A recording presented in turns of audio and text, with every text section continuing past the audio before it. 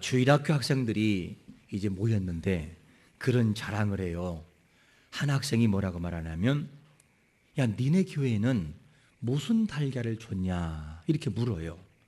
그랬더니 이 학생이 아주 자신감 있게 우리는 왕란, 이렇게. 왕란이라고 아시나요? 왕란은 어떤 것이냐? 알이 안에 2개가 있는 거예요. 그게 왕란이에요. 집에 가서 한번 깨보시면 아실 거예요. 그리고 자랑을 했어요. 2번째 아이가 이제 그 말을 듣고 핑그레 웃더니만 하는 말이, 야야야, 우리 교회는 유정란이에요. 유정란. 무슨 말이냐? 달걀은 그냥 달걀이 있고 유정란이 있어요. 유정란은 온도를 잘 조절하게 되면 거기에서 이렇게 병아리가 나옵니다. 그게 유정란이에요. 그러니까 3번째 아이가 빙그렸더니만 아주 어이가 없다는 식으로 하는 말이, 우리 교회는 그런 거 안 먹는다. 맥반석 구운 달걀 이렇게 먹는다는 거예요. 6,000원짜리 이렇게 먹는다는 거예요. 여러분, 이 대화를 우리가 보면서 좀 뭔가 느끼는 것이 어떠신가요?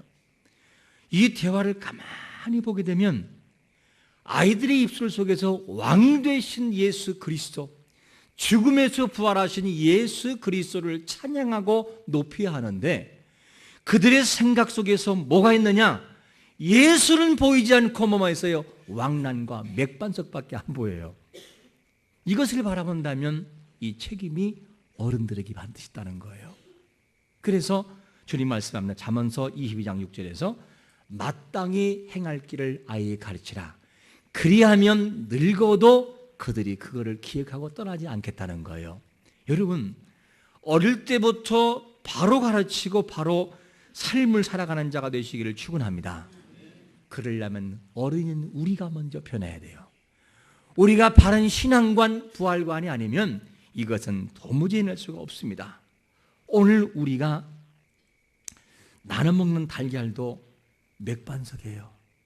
맥반석 구운 달걀인데, 그런데 부활주일날 돼가지고 달걀 몇 개 먹고 그거를 즐거워 끝난다면 이게 얼마나 허무하겠어요. 여러분, 우리는 달걀 1-2개 먹고 즐거워할 자가 아니라 만왕의 왕이 되시는 예수 그리스도 그분의 오심과 그분의 부활하심을 보고 찬양하며 감사할 하나님의 거룩한 성도인 것을 믿으시길 축원합니다. 그게 우리라는 거예요. 신분상 이게 얼마나 감사한 일입니까?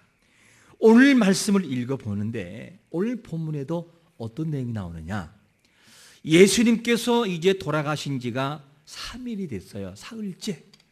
그러면 성경에서 예수님이 하신 말씀이 뭐였느냐?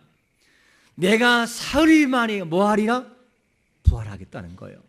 그러면 사흘 만에 부활한다는 것은 제자들에게 충분히 이야기를 했고 누차 말씀드렸던 그런 내용이 그 말씀이었어요. 그런데 오늘 본문을 보면 3일이 됐는데 부활하신 예수님을 생각하지 않고 무덤에서 슬퍼하고 있는, 걱정하고 있는 이 사람들의 모습을 잘 보여주고 있어요. 오늘 본문에 등장하는 사람들을 보면 그들은 왜 부활에 대한 소망을 갖지 못했을까? 그리고 대체 그들에게 무엇이 부족했길래 부활에 대한 소망이 없을까? 이 부분을 한번 집중적으로 살펴보도록 하겠습니다. 어느 날 예수님이 마치 이제 주일이 새벽이 됐어요. 그리고 예수님이 돌아가신 지가 사흘째 됐을 때에 이 여인이 무덤으로 갔어요.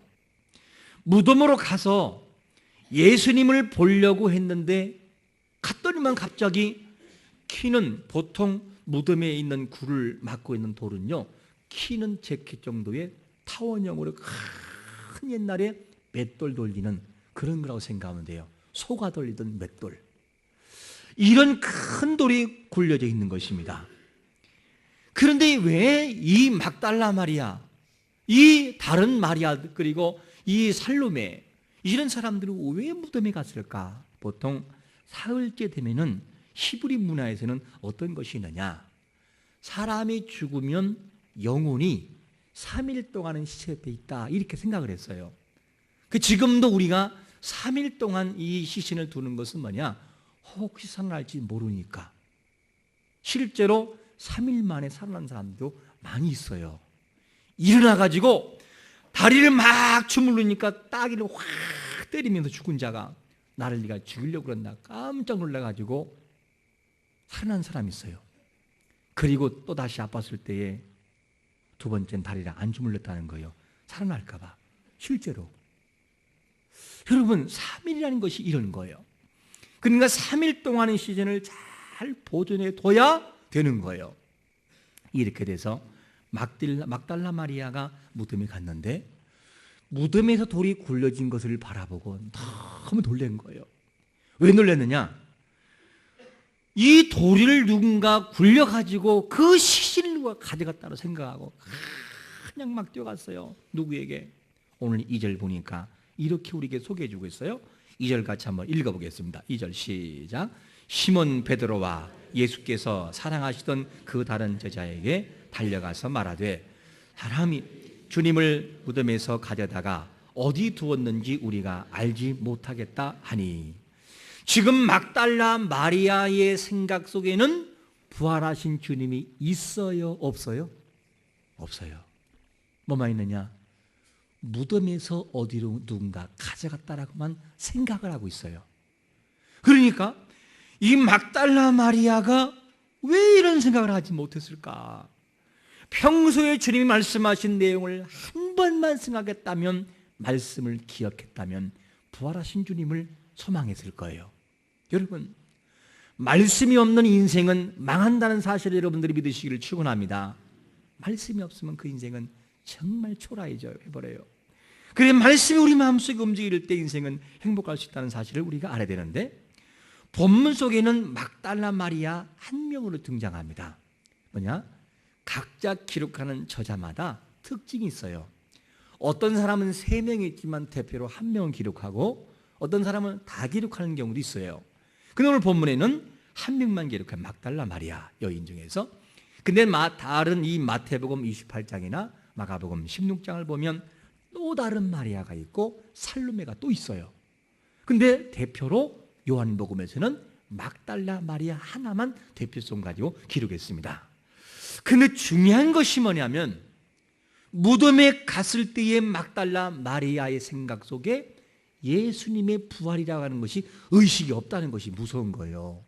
여러분, 우리 인생을 살아가면서 그렇게 성경을 읽었고 예수 그리스도가 우리의 주가 되시고 부활이 있다는 것을 자 설명하지만, 우리가 살아가는 가운데 이 땅에서의 축복과 복만 생각하지 부활이 없는 인생을 살아가는 경우가 얼마나 많은지 몰라요. 여러분, 우리가 살아가는 삶에서 부활 되시는 예수 그리스도가 항상 의식되시기를 축원합니다. 그분이 내 마음속에 들어와 움직일 때 인생은 행복할 수 있는 것이죠. 이것을 우리가 반드시 알아야 되는데, 막달라 마리아의 생각과 의식에는 부활하신 예수님이 없었습니다. 얼마나 불행해 이게요. 그러면 이 막달라 마리아가 누굴까? 마가복음 16장 이하를 보면 이 막달라 마리아는요, 한때 7 귀신 들린 사람이었어요. 그러니까 인생의 가장 밑바닥과 처참한 삶을 살아가는 것이 막달라 마리아였어요. 그런데 예수를 만나는 순간 귀신에 떠나가 버리고 새로운 인생을 살아간 여인이었습니다. 그러니까 막달라의 마리아는요, 자기 스스로가 체험으로 예수님을 아는 사람이에요. 그리고 막달라 마리아는 주님의 말씀을 100% 믿고 나아갈 사람이었고 또 그렇게 열심히 따라다녔던 사람이었습니다. 그런데 자기가 생각했던 이 구원관이 무너져 버릴 때, 이스라엘의 회복관이 무너져 버릴 때, 이 막달라 마리아는 거기서 무너지기 시작을 해요. 기적도 보았고 은혜도 받았고 많은 것을 보았지만 죽음에서 사흘 만에 부활하신 예수님 못 봤다는 거예요. 여러분, 만약에 우리 자신들이 예수 믿으면서 단지 죽는 것으로 끝난다고 한다면 왜 예수 믿어요, 여러분요? 그럴 이유 없어요. 실컷 먹고 실컷 즐기고 놀다가 그냥 죽으면 끝이지 뭐하러 이렇게 힘든 세상을 살아가십니까? 여러분, 하나님은 말씀합니다. 반드시 이 땅에 그분이 오실 것을 말씀하시고 부활했음을 말씀하는 것을 우리가 믿으시기를 축원합니다. 그렇기 때문에 인생은 행복할 수 있는 거예요. 죽음에서. 우리는 이 내용을 보면서 잊지 말 것이 뭐냐? 어떤 위기가 찾아와도 하나님이 성경을 통해 우리에게 주신 약속의 말씀은, 특별히 내 마음에 감동을 주신 이 말씀은요, 잃어버리지 말아야 돼요. 말씀을 잃어버리는 순간 인생은 초라해지고요, 약해지기 시작을 합니다. 이게 인생이라는 것이죠. 그래서 시편 기자는 말씀합니다. 시편 119편 11절에 말씀합니다. 내가 주께 범죄하지 아니하려 하여 주의 말씀을 내 마음에 두었나이다. 내가 범죄치 않기 위해서는 하나님의 말씀이 아니면 나는 도무지 지킬 수 없다는 거예요. 그러므로 말씀이 살아 움직여 마음에 담는 이 시인의 이 고백을 볼 수가 있습니다.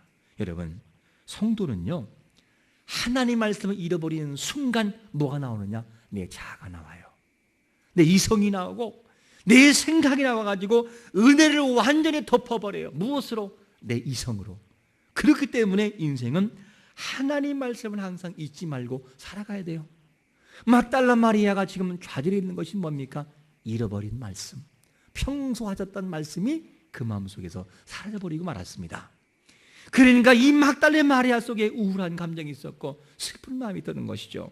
여러분, 인생이 진짜 변하는 것은 다른 것이 아니라 하나님의 말씀이 내 마음속에 들어올 때에 운동력 있는 말씀이 나를 바꿔놓는 것을 믿으시기를 축원합니다. 이게 말씀의 위력이에요. 근데 마리아는 잃어버리고 말았어요. 이게 마리아의 슬픔이었습니다. 그러면 이 마리아만 이렇게 됐을까? 그러면 예수님을 그렇게 사랑했던 12제자들, 그들은 됐을까? 그 중에 수제자였던 베드로, 그리고 다른 제자, 다른 말로 말하면 요한입니다. 그런데 이 여인이 막달라 마리아가 너무 놀래가지고 쫓아가가지고 이 사실을 다 이야기했어요. 누가 가져간 것 같다. 이렇게 해버리니까 이 제자들도요, 그 부활하신 예수님을 발견하지 못하고 실망 속에 빠지는 걸 봅니다. 우리가 이들의 모습을 볼 때 어떤 것이냐? 예수님이 살아계실 때는요, 그분이 기적을 행하고 능력을 행할 때는요, 어떤 것이 있었느냐? 서로가 주님 앞에 다가왔어요. 쫓아오고 다가오고, 그리고 어떻게 하든지 나를 좌편에 우편에 세우려고 부모들까지도 그걸 가지고 싸웠어요. 이게 누구냐? 제자들의 모습이었습니다. 그런데 주님이 딱 돌아가시고 난 다음에 모든 사람은 쫙 흩어져 버렸어요. 흩어져 버리고 그 중에 12제자들도 주님을 떠나기 시작을 합니다. 이것이 누구냐? 말씀을 잃어버린 자들의 삶의 모습이었어요. 여러분, 말씀을 잃어버린 인생은 우리의 삶의 방향성을 잃어버린다는 사실을 여러분 잊지 말아야 돼요. 믿음이 뭐지요? 믿음이라고 하는 것은 히브리서 11장 7절 말씀 보면 노아에게 하나님이 경고해서, 경고, 그게 뭐냐? 노아야, 내가 이 세상을 바라보니 너무 죄가 관영했다. 도무지 내가 이제는 더 이상은 두고 볼 수 없으니 물로 심판해야 되겠다. 그리고 경고해버렸어요. 그리고 노아에게, 노아야, 이렇게 노아 방주를 준비하거라. 그러면서 말씀했어요. 그러면 노아의 마음속에는 무엇이 있느냐? 하나님의 경고가 딱 있어요. 이 세상을 물로 심판한다. 이것이 있는 것입니다. 그 다음에 물로 심판한다는 것을 알고 그 말씀을 잃어버리지 않고 계속 망치질하는 것. 뚝딱 몇 년 정도? 100년이라는 세월이 넘게끔. 여러분, 이 중에 100년, 내 간절한 제목을 놓고 100년 동안 기도를 끊임없이 한 사람이 있나요? 노아는 그랬어요. 노아는 100년이 넘는 세월들, 약 120년을 추정하지만 100년이 넘는 세월 동안에 그 마음에 흔들리지 않았어요. 그러니까 마지막 그 홍수가 내릴 때에도 그 배를 완전히 만들어서 문을 닫기까지 그는 참았던 거예요. 그러니까 말씀을 잃어버리지 않는 경고하심을 잃어버리지 않으니까 노아는 방주를 예비할 수 있었던 것입니다. 여러분, 믿음은 아무리 강력한 시련이 다가와도 그분의 말씀을 잃어버리지 않는 것이 믿음인 것을 믿으시기를 축원합니다. 이 마음이 들 때 인생은 행복할 수 있어요. 그런데 오늘 본문 속에 등장하는 사람들의 모습을 보십시오. 이들의 모습은 말씀을 잃어버려요. 너 참 말씀에서 얘들아, 내가 고난받고 죽고 그리고 죽으면서 사흘 만에 부활할 것이다. 그러면서 누차 말씀했지만 막상 위기가 딱 다가오는 순간 그 말씀은 온데간데 없었어요. 그러니까 무덤에서 예수를 찾고 있는 거예요. 여러분, 이것이 이들의 모습만일까요? 바로 우리의 모습이에요. 나약한 우리 인생의 모습. 그 말씀이 이렇게 충만했다가도 고난이 다가오고 나에게 시련이 다가오면 모든 것을 잃어버리고 내 이성만, 내 생각을 지배할 때가 얼마나 많은지 몰라요. 그래놓고도 믿는 사람으로 얼마나 초라합니까? 믿음의 사람으로서 무릎을 한 번만 꿇으면 답이 보이는데 그 무릎을 꿇지 못하는 나약한 우리의 모습이 바로 우리의 모습이라는 거예요. 여러분, 무릎 꿇지 않고 말씀을 떠난 인생은요, 해답을 찾을 수 없어요. 병원 간다고 보입니까? 안 보여요. 오직 그분을 통해서만이 답을 얻는 것이 성도가 살아갈 모습인 것입니다. 우리는 반드시 이걸 찾아야 됩니다. 왜 그들은 낭망했을까? 왜 그들은 좌절했을까? 바로 9절에서 답을 주고 있는데 이렇게 답을 주고 있어요. 9절 말씀 같이 읽어보겠습니다. 시작. 그들은 성경에 그가 죽은 자 가운데서 다시 살아나야 하리라 하신 말씀을 아직 알지 못하더라. 아직 알지 못하더라. 우대포라고 하는 이 원문을 찾아보니까 이런 뜻이 있어요. 아직까지도 아닌 상태. 그러면 아직까지 아닌데 이게 언제부터냐? 전에도 결코 없는 상태. 그리고 여전히 없는 상태. 이 말을 종합해 본다면 예수님의 제자들과 막달라 마리아 그들의 생각 속에는 부활관이 없었어요. 어떤 부활관? 예수님이 죽으면서 부활한다는 것을 믿지를 않았던 거예요. 사실은 듣기는 들었어요. 근데 자기 것이 되지 않고 아직 믿지 않았다. 무슨 말이죠? 부활의 증자 예수님이 죽은 자 가운데 부활한다는 사실을 그들의 마음속에 여기 와닿지 않았던 거예요. 그러니까 무덤에서 그 예수를 찾고 있는 거예요. 이게 우리의 모습이 아닐까 여러분요. 우리가 말씀은 정말 믿을 때는 아멘 주여 합력해서를 이루어나갑니다라는 말씀을 우리에게 주지만 막상 우리에게 그 합력을 주님이 탁 던져져 버리면 아니에요. 저건 내 거 아니에요. 그리고 분해버리고 이성만 내버려져 돌아가 버려요. 그 말씀은 기억나지 않고 기억하면 승리할 수 있는데 아직까지도 전에도 여전히 이게만 우대포라고 하는 아직이란 단어예요.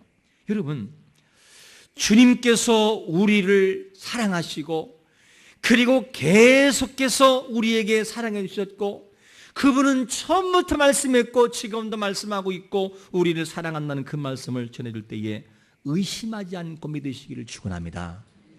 이거를 의심하지 말아야 돼요. 얘야, 내가 너를 사랑한다. 너는 내 거야. 너는 내 거라니까. 내가 너를 위해 죽었어. 이 말씀을 의심하지 말고 끝까지 믿는 것이 그렇게 중요한데 막달라 비롯한 베드로, 나머지 요한, 나머지는 다 이 말씀을 잃어버리고 말았어요. 그러니까 수제자라 할지라도 잃어버리는 순간 그들의 모습은 초라해버리는 거예요. 직분도 중요하지만 그들의 생각 속에 말씀이 있냐는 거예요. 약속이 있냐는 것입니다. 이것을 잃어버리는 순간 우리에게는 큰 고난이 다가와요. 여러분, 우리가 예수님께서 말씀하신 것처럼 성경대로 믿는 신앙과 구원관과 부활관 되시기를 축원합니다. 그러면 실망은 꼭 없다는 것이요. 왜 실망을 해요? 주님 말씀했는데, 약속했는데 우리가 이것이 무너져 버리니까 큰 문제가 생기는 거예요. 그러니까 디모데후서 3장 15절에서 말씀합니까? 하지 않습니까? 어려서부터 성경을 알았나니 성경은 능히 너로 하여금 그리스도 예수 안에 있는 믿음으로 말미암아 구원에 이르는 지혜가 있다는 거예요. 된다는 것입니다. 성경대로 예수 믿으면 여러분들은 천국 가고 성경대로 믿는 신앙은 죽음에서 부활하신 예수 그리스도를 믿는 확실한 믿음을 소유한 자가 되는 것을 믿으시기를 축원합니다. 그게 우리의 모습이라는 것이죠. 얼마나 이게 감사한지 몰라요. 성경대로 믿기를 믿는데 그러면 어떤 것을 믿냐는 거예요. 어떤 것을. 오늘 우리가 부활주의를 맞이하는데 부활의 이 주님을 찬양하고 높일 때에 우리 마음속에는요 분명한 관이 있어야 돼. 관. 무슨 말이냐? 예배가 예배다워지기 위해서는 예배를 드리는 대상이 분명히 있어야 되고 예배를 신뢰하고 경외하는 나의 마음이 있어야 돼요. 이것이 아니면 예배는 형식으로 끝나버려요. 그러면 부활의 주님을 진짜 찬양하려면 어떻게 부활을 있게 만들어지냐에 대한 이 배경, 그 안에 숨어있는 십자가의 구속의 은혜가 우리 앞에 있을 때 감격된 부활을 맞이할 수가 있는 것입니다. 여러분, 부활의 이전에 십자가의 구속의 은혜가 있었음을 믿으시기를 축원합니다. 십자가 내가 처음 대할 때에 흘리는 눈물이 있을 때에 이 부활은 주여 감사합니다. 당신의 그 사랑하심과 위대한 능력이 부활을 만들어 놓았군요. 그리고 십자가의 구속과 은혜가 함께 가는 거예요, 부활이.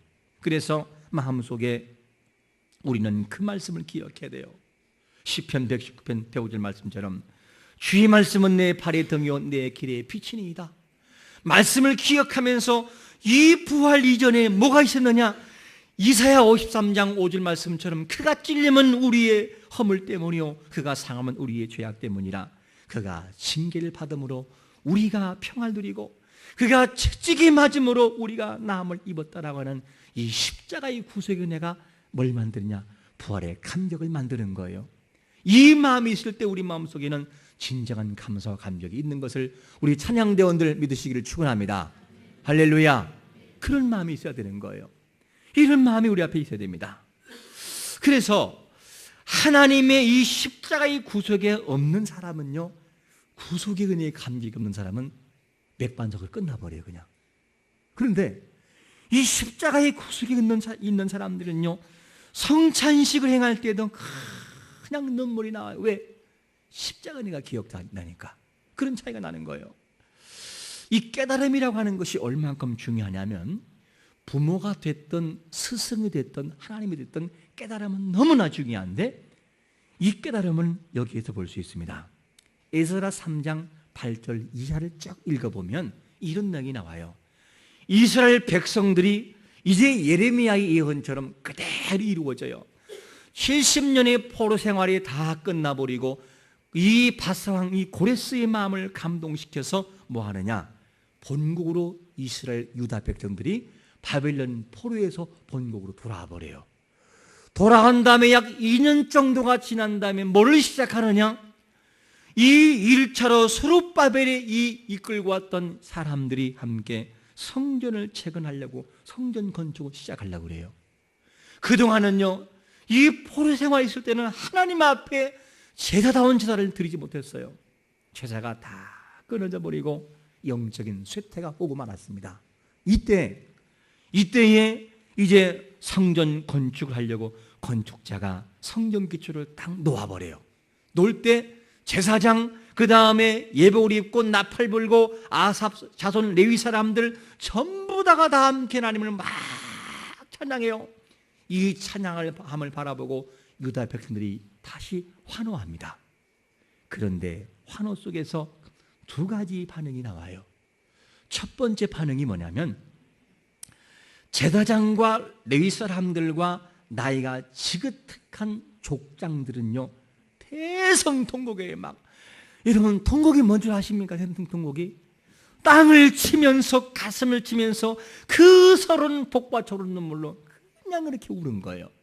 그런데 신기한 것이 뭔지 알아요? 한쪽에는 기뻐하고 즐거워서 춤출 만큼 기뻐합니다.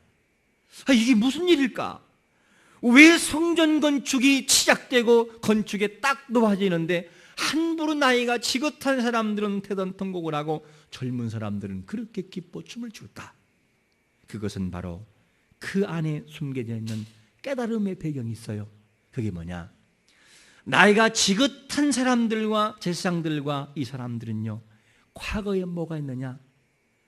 이스라엘 백성들이 죄가 짓지 않을 때는 부강한 나라와 성전, 솔로몬 성전이라고 하는 그 성전이 있었어요. 그 성전은 온 세상 사람들이 와서 구경할 정도의 위대한 성전이었고 하나님의 웅장함과 위대함이 있는 그런 장소였어요. 그런데 백성들의 죄를 짓 다음에는요, 이 성전이 파괴돼 버리는 거예요. 그리고 다 허물어져 버리고 초라하게 있는 거예요. 돌아와서 보니까 사람들이 제사를 지내야 되는데 성전이 없어요. 그래서 다음부터 성전이 실행되는데 성전을 짓기 시작합니다. 그때에 성전의 기초를 탁 놓아버리는 순간 나이가 지긋하신 어른들은 눈물이 나오기 시작하는 거예요. 벌컥 하면서 어디로 가느냐? 과거의 그 성전으로 가는 생각에. 그러면서 가슴을 통곡하면서 하나님께 회개하는 마음을 가지고 통곡하는 마음을 가지고 오기 시작하는 거예요. 우리가 죄가 있어서 이렇게 됐습니다. 그러면서 성전을 바라보고 이렇게 하염없이 우는 거예요. 가슴을 치면서. 이게 뭐냐? 깨달은 마음이에요. 깨달은 마음. 그런데 젊은 층들은요, 기뻐하면서 성전 건축에 대해서 기뻐요. 그들의 마음속에는 깨달음이 없어요. 과거를 뒤돌아보면 없었습니다. 이게 뭐냐? 차이라는 거예요. 여러분, 우리 마음속에 오늘도 생각하는 마음속에 부활이라고 하는 것을 우리가 함께 지내면서 이 부활 뒤에 숨겨져 있는 예수 그리스도의 고난과 그리스도의 보혈의 피가 우리에게 얼마나 소중한지를 알고 그 소중함 속에서 뭐가 높아지느냐?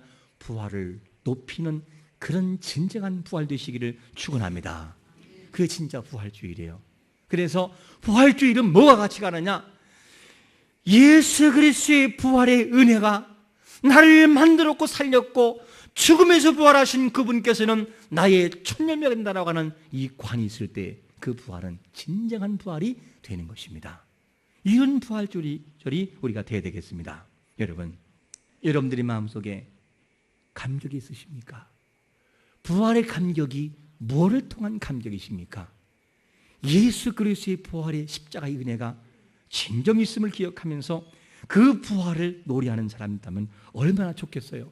그거는 무엇으로 하느냐? 성경대로 믿는 자들에게만 할 수 있는 감격인 것입니다. 다시 한번 돌아가서 막달라 마리아, 그들의 모습을 보세요. 성경을 믿지 않으므로 그들에게는 좌절이 왔어요.